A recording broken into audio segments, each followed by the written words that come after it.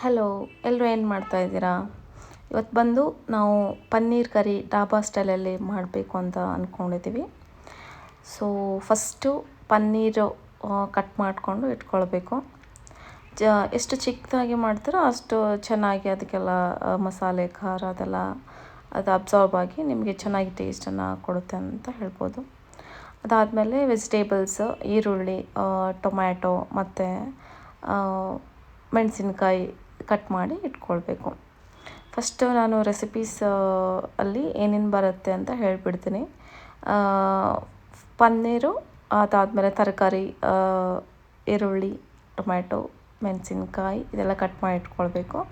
ಅದಾದಮೇಲೆ ಖಾರ, ಸ್ವಲ್ಪ ಧನಿಯಾ ಪೌಡರು, ರುಚಿಗೆ ತಕ್ಕಷ್ಟು ಉಪ್ಪು ಇದೆಲ್ಲ ಇದ್ದರೆ ನೀವು ಸ್ಟಾರ್ಟ್ ಮಾಡ್ಬೋದು ಕುಕ್ಕಿಂಗನ್ನು.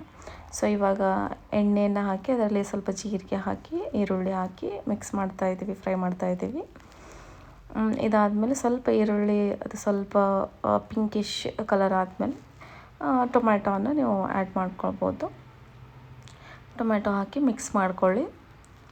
ಅದು ಚೆನ್ನಾಗಿ ಫ್ರೈ ಆದಮೇಲೆ ಸ್ವಲ್ಪ ಅರಿಶಿನ, ಸ್ವಲ್ಪ ಖಾರದ ಪುಡಿ, ಅದಾದಮೇಲೆ ಜಿಂಜರ್ ಗಾರ್ಲಿಕ್ ಪೇಸ್ಟ್, ಇದು ನಿಮಗೆ ಬಂದು ಆಪ್ಷನಲ್ಲು, ಈರುಳ್ಳಿ ಹಾಕಿದ್ರೆ ಆಲ್ರೆಡಿ. ಸೊ ಟೇಸ್ಟ್ ಬರುತ್ತೆ ಜಿಂಜರ್ ಗಾರ್ಲಿಕ್ ಪೇಸ್ಟು. ಅದಾದಮೇಲೆ ಪನ್ನೀರು ನೀವು ಹಾಗೆ ಡೈರೆಕ್ಟಾಗಿ ಕಟ್ ಮಾಡಿರೋದನ್ನು ಹಾಕ್ಬೋದು, ಅಥವಾ ನೀವು ಅದನ್ನು ಸಪ್ರೇಟಾಗಿ ಸ್ವಲ್ಪ ಆಯಿಲಲ್ಲಿ ಸ್ವಲ್ಪ ಫ್ರೈ ಥರ ಮಾಡಿ ಹಾಕಿದರೆ ಇನ್ನೂ ಚೆನ್ನಾಗಿ ಟೇಸ್ಟ್ ಬರುತ್ತೆ. ಇವಾಗ ಪನ್ನೀರ್ ಹಾಕಿದ್ವಿ, ಅದರ ರುಚಿಗೆ ತಕ್ಕಷ್ಟು ಸ್ವಲ್ಪ ಉಪ್ಪನ್ನು ಹಾಕ್ಕೊಳ್ತಿದ್ದೀವಿ. ಸೊ ಮಿಕ್ಸ್ ಮಾಡಿ ಚೆನ್ನಾಗಿ ಫ್ರೈ ಮಾಡಿ ಅದಾದಮೇಲೆ ಲಾಸ್ಟಿಗೆ ಸ್ವಲ್ಪ ನೀವು ಸ್ವಲ್ಪ ಖಾರದ ಪುಡಿ ಅಥವಾ ಮಸಾಲೆ ಏನಾದರೂ ಹಾಕಿದರೆ ಅದೊಂಥರ ಡ್ರೈ ಸ್ಪೈಸಿಸ್ ಟೇಸ್ಟ್ ಬರುತ್ತೆ ನಿಮಗೆ. ಒಂದ್ಸಲ ಟ್ರೈ ಮಾಡಿ ನೋಡಿ, ಚೆನ್ನಾಗಿ ಬರುತ್ತೆ.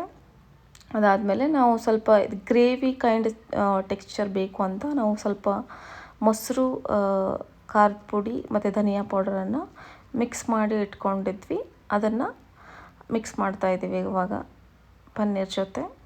ಸೊ ಇದೇನಾಗುತ್ತೆ ಅಂದರೆ ತುಂಬ ಚೆನ್ನಾಗಿ ಟೇಸ್ಟ್ ಕೊಡುತ್ತೆ. ಒಂದ್ಸಲ ಟ್ರೈ ಮಾಡಿ ನೋಡಿ. ಯೂಶ್ವಲಿ ನಮ್ಮ ಸೈಡೆಲ್ಲ ನಾವು ಕರ್ಡನ್ನು ಈ ಥರ ಗ್ರೇವಿ ಯೂಸ್ ಮಾಡೋದಿಲ್ಲ ಕರ್ನಾಟಕದಲ್ಲಿ, ಬಟ್ ಹೋಟೆಲ್ಸೆಲ್ಲ ನೀವು ಹೋದರೆ ಯೂಶ್ವಲಿ ಗ್ರೇವಿಗೆ ಅವರು ಕರ್ಡನ್ನೇ ಯೂಸ್ ಮಾಡೋದು. ಅದಾದಮೇಲೆ ಪನ್ನೀರಿಗೆ ನಾವು ಚಪಾತಿ ಜೊತೆ ತಿನ್ನಬೇಕಂತ ಚಪಾತಿ ಹಿಟ್ಟನ್ನು ಮಿಕ್ಸ್ ಮಾಡ್ಕೊಳ್ತಿದ್ದೀವಿ. ಇದು ಮಿಕ್ಸ್ ಮಾಡ್ಕೊಳ್ಳೋ ಒಂದು ಏನು ಮಷಿನ್ ಇದೆ, ಇದ್ರ ಬಗ್ಗೆ ನಾನು ಸಪ್ರೇಟಾಗಿ ಒಂದು ವಿಡಿಯೋನ ಮಾಡಿ ನಿಮಗೆ ಹಾಕ್ತೇನೆ, ಹೇಗೆ ಅದನ್ನು ಯೂಸ್ ಮಾಡೋದು. ಹೆಲ್ಪ್ ಆಗುತ್ತೆ. ಕೆಲವೊಬ್ಬರು ತುಂಬ ಜನ ಇದ್ದಾಗ ಸ್ವಲ್ಪ ಹಿಟ್ಟು ಕಲಿಸ್ಕೊಂಡು ಮಾಡಲಿಕ್ಕೆ ಕೆಲವೊಬ್ಬರಿಗೆಲ್ಲ ಕಷ್ಟ ಆಗುತ್ತೆ. ವರ್ಕಿಂಗ್ ಪೀಪಲಿಗೆಲ್ಲ ಸ್ವಲ್ಪ ಟೈಮ್ ಇರೋದಿಲ್ಲ. ಹಳ್ಳಿ ಜನಕ್ಕೆಲ್ಲ ಇದೆಲ್ಲ ಅದೆಲ್ಲ ಅವರು ಪ್ರಿಫರ್ ಮಾಡೋದಿಲ್ಲ, ಬಟ್ ಕೆಲವೊಬ್ಬರು ವರ್ಕಿಂಗ್ ಮಾಡೋರಿಗೆ ಹೆಲ್ಪ್ ಆಗುತ್ತೆ.